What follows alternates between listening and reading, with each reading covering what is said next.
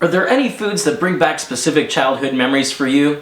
Now, of course, I think everybody has foods like that. And for me, one of those recipes happens to be muffins.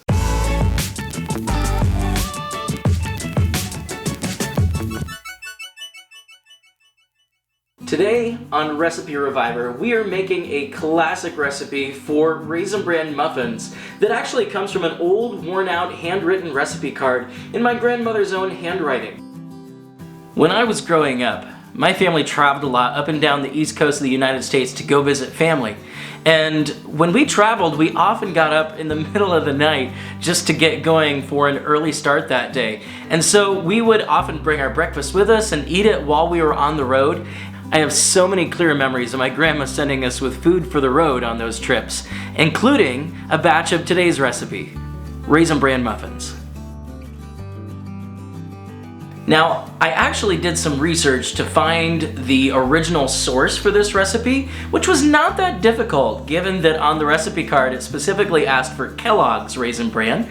So after looking through lots of old pictures of boxes of Kellogg's Raisin Bran cereal, I finally found this exact recipe on a box from 1979. Let's make some muffins. We start by preheating our oven to 400 degrees. While that's heating up, we're going to sift 1 1/4 cups of flour, 3 teaspoons of baking powder, a half teaspoon of salt, and a half cup of sugar, which I actually forgot to add to the sifted ingredients, so I added the sugar after I was done sifting.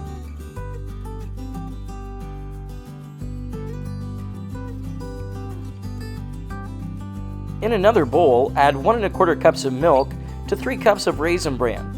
I will admit that I didn't actually use Kellogg's Raisin Bran for this recipe because, well, I'm cheap. After adding the milk, stir it around and let it soak for a few minutes until the cereal softens. Once that is softened, add 1 egg to your cereal, as well as 1/3 cup of either shortening or vegetable oil. I used vegetable oil this time. Next, combine your dry ingredients and wet ingredients and stir only until combined, so as not to make your muffins tough. Once combined, spoon your batter evenly into a greased muffin tin that makes a dozen muffins. Place the muffins in the oven for about 20 to 25 minutes.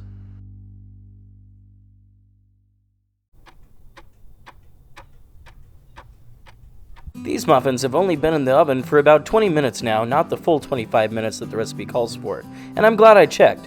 These are definitely done. We're going to let them cool for a quick minute, then take them out of the muffin tins and let them cool the rest of the way on a cooling rack. Okay, so I didn't actually let it cool all the way. I like my muffins to be able to melt some butter, so that's what I did.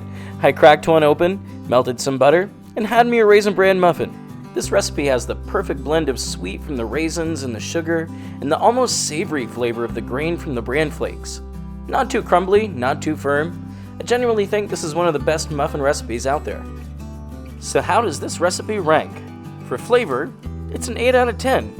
It does taste great, but at the end of the day, the base of this is just commercially made cereal. For texture, it's an 8 out of 10 as well.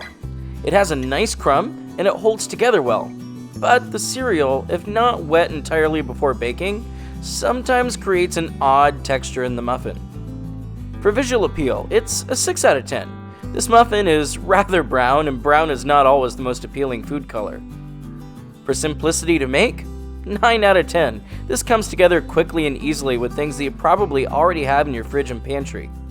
And as for being a repeat recipe, it's a 10 out of 10. I absolutely would make these muffins again, and actually, I have made them many times. That makes our Recipe Reviver score for Raisin Bran muffins a 41 out of 50.